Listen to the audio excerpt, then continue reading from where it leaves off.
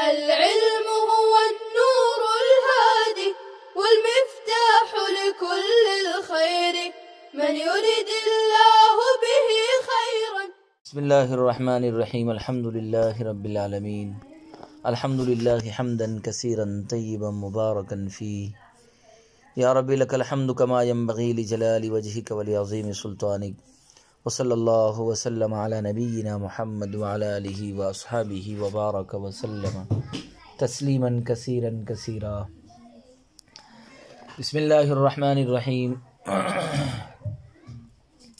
وَلَقَدْ آتَيْنَا مُوسَى الْكِتَابَ التَّوْرَاةَ فَلَا تَكُنْ فِي مِرْيَةٍ شَكٍّ مِّن لِقَائِهِ وَقَدْ الْتَقَيَا لَيْلَةَ الْإِسْرَاءِ وَجَعَلْنَاهُ أَيْ مُوسَى أَوْ الْكِتَابَ هُدًى هَادِيًا لِبَنِي إِسْرَائِيلَ وَجَعَلْنَا مِنْهُمْ أَئِمَّةً بِتَحْقِيقِ الْهَمْزَتَيْنِ وَإِبْدَالِ الثَّانِيَةِ يَاءً قَادَةً يَهْدُونَ النَّاسَ بِأَمْرِنَا لَمَّا صَبَرُوا عَلَى دِينِهِمْ وَعَلَى الْبَلَاءِ مِنْ عَدُوِّهِمْ وَكَانُوا بِآيَاتِنَا الدَّالَّةِ عَلَى قُدْرَتِنَا وَوَحْدَانِيَّتِنَا يُوقِنُونَ. وفي قراءة بكسر اللام وتخفيف الميم إن ربك هو يفصل بينهم يوم القيامة فيما كانوا فيه يختلفون من أمر الدين.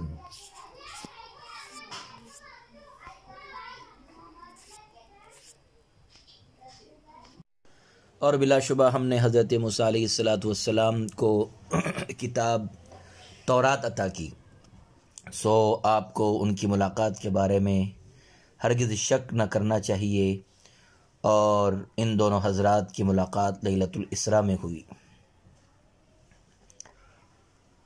اور ہم نے ان کو یعنی موسیٰ یا کتاب کو بنی اسرائیل کے لیے رہنما بنایا، اور جب ان لوگوں نے اپنے دین پر قائم رہنے اور اپنے دشمنوں کی جانب سے ایذا پر صبر کیا تو ہم نے ان میں سے ایسے پیشوا بنائے جو ہمارے حکم سے لوگوں کی رہنمائی کرتے تھے۔ ائمہ میں دونوں حمزوں کی تحقیق کے ساتھ اور ثانی حمزہ کو یا سے بدل کر ائمہ بمعنی پیشوا، قادتن بمعنی پیشوا، قائد کی جمع ہے، رہنما، پیشوا، رہبر، اور ان آیات پر ایمان رکھتے تھے جو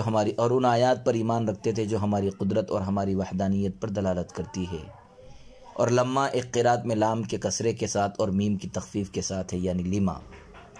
یقیناً آپ کا رب ان کے درمیان قیامت کے دن ان باتوں میں یعنی ان امور دین کا فیصلہ کر دے گا جن میں وہ اختلاف کر رہے ہیں۔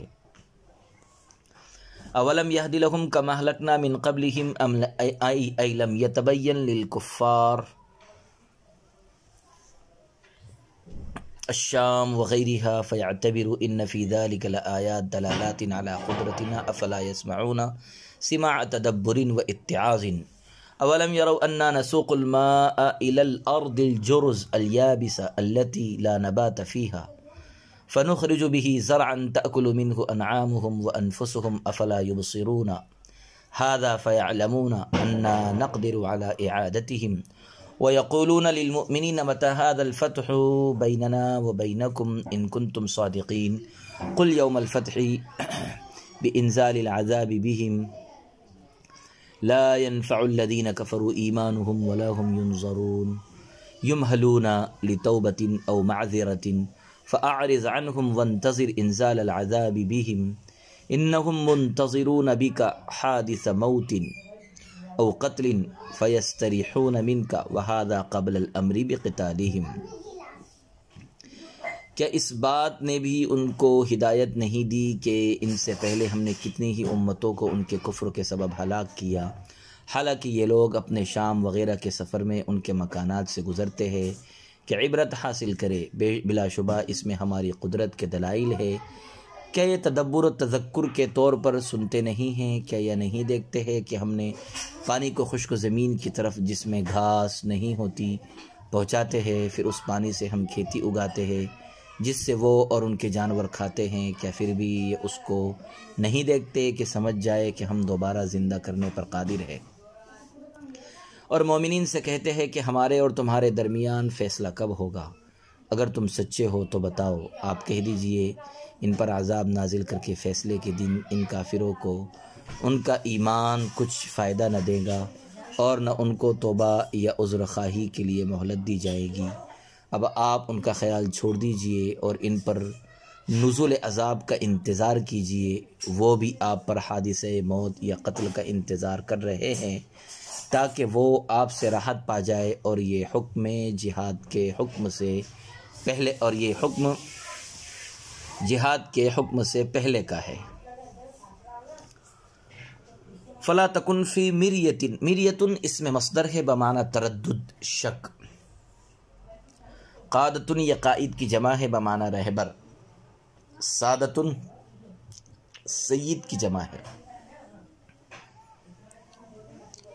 بینہم سے یا تو انبیاء اور ان کی امتیں مراد ہے، یا مومنین و مشرکین مراد ہے۔ الجرز اس زمین کو کہتے ہیں جس کی گھاس وغیرہ کاٹ کر سپاٹ میدان کر دیا گیا ہو، یا بھی ستن اس کے لازم معنی ہیں۔ اس آیت میں حضرت موسیٰ کو اعطاء کتاب کا ذکر کس مناسبت سے کیا گیا؟ حالانکہ زمانے کے اعتبار سے آپ صلی اللہ علیہ وسلم سے حضرت موسیٰ حضرت عیسیٰ قریب ہے، نہ کہ حضرت موسیٰ۔ اس کا جواب یہ ہے کہ پہلی بات تو یہ ہے کہ آپ صلی اللہ علیہ وسلم کو حضرت موسیٰ سے بہت سے احوال میں قریبی مشابہت ہے، جس کی وجہ سے حضرت موسیٰ کا ذکر فرمایا۔ دوسری وجہ یہ کہ جن لوگوں پر حجت قائم کرنی مقصود تھی وہ یہود و نصارہ ہے۔ یہود چونکہ حضرت عیسیٰ کی نبوت کے قائل نہیں تھے، اس لیے اگر عیسیٰ علیہ السلام کا ذکر کیا جاتا تو یہود کے لیے قابل قبول نہ ہوتا، اور حضرت موسیٰ چونکہ یہود و نصارہ کے لیے متفق علیہ نبی ہے، دونوں ان کو مانتے ہیں، جس کی وجہ سے دونوں کے لیے قابل قبول تھے، اس وجہ سے بھی حضرت موسیٰ کے ذکر کو اختیار فرمایا۔ وَلَقَدْ آتَيْنَا یہ درمیان میں جملہ معترضہ ہے، یعنی بلا شبہ موسیٰ علیہ السلام کو کتاب دی گئی اور آپ کو بھی اسی طرح کی کتاب ملی ہے، اس میں بھی شک و شبہ نہیں۔ یا حضرت موسیٰ کے ذکر پر فرما دیا کہ آپ کی ملاقات شب معراج میں جو حضرت موسیٰ سے ہوئی تھی وہ حقیقت ہے، کوئی دھوکہ یا نظر بندی نہیں ہے۔ فلا تکن فی مریۃ من لقائہ، واجدی نے فرمایا کہ مفسرین نے کہا ہے حضرت صلی اللہ علیہ وسلم سے وعدہ فرمایا گیا کہ آپ کی ملاقات دنیاوی زندگی میں ہی حضرت موسیٰ سے ہوگی، لہٰذا آپ کی ملاقات بیت المقدس میں لیلۃ الاسراء میں اور آسمانوں پر معراج میں ہوئی۔ لقاء کے معنی ملاقات کے ہے۔ اس آیت میں کس کی ملاقات کس سے مراد ہے، اس میں مفسرین کے اقوال مختلف ہے۔ ان میں ایک یہ ہے کہ لقائہ کی ضمیر کتاب یعنی قرآن کی طرف راجع ہے، مطلب یہ ہے کہ جس طرح موسیٰ علیہ السلام کو اللہ تعالیٰ نے کتاب دی تھی، آپ بھی اپنی اس کتاب کے آنے میں کوئی شک نہ کریں، جیسا کہ ایک دوسری آیت میں قرآن کے متعلق ایسے الفاظ آئے ہیں وَإِنَّكَ لَتُلَقَّى الْقُرْآنَ، اور حضرت ابن عباس رضی اللہ عنہ اور قتادہ رضی اللہ عنہ سے اس کی تفسیر اس طرح منقول ہے، لقائہ کی ضمیر حضرت موسیٰ کی طرف راجع ہے۔ اور اس آیت میں رسول اللہ صلی اللہ علیہ وسلم کی ملاقات موسیٰ علیہ السلام کے ساتھ ہونے کی خبر دی گئی ہے، اور فرمایا کہ آپ اس میں شک نہ کریں، آپ کی ملاقات موسیٰ علیہ السلام سے ہوں گی۔ چنانچہ ایک ملاقات کا تو شب معراج میں ہونا احادیث صحیحہ سے ثابت ہے، پھر قیامت میں ملاقات ہونا بھی ثابت ہے۔ حضرت حسن بصری رحمہ اللہ تعالی نے اس کی تفسیر یہ فرمائی ہے کہ جس طرح موسیٰ علیہ السلام کو ایک کتاب دی گئی اور لوگوں نے ان کی تکذیب کی اور ان کو ستایا، آپ بھی یقین رکھیں کہ یہ سب چیزیں آپ کو بھی پیش آئیں گی، اس لیے آپ کفار کی ایذاؤں سے رنجیدہ نہ ہو بلکہ اس کو سنت انبیاء سمجھ کر برداشت کرے۔ وَجَعَلْنَا مِنْهُمْ أَئِمَّةً يَهْدُونَ بِأَمْرِنَا لَمَّا صَبَرُوا، اس آیت سے صبر کی فضیلت واضح ہے۔ صبر کا مطلب ہے اللہ تعالیٰ کے اوامر کے بجا لانے اور ترک زواجر میں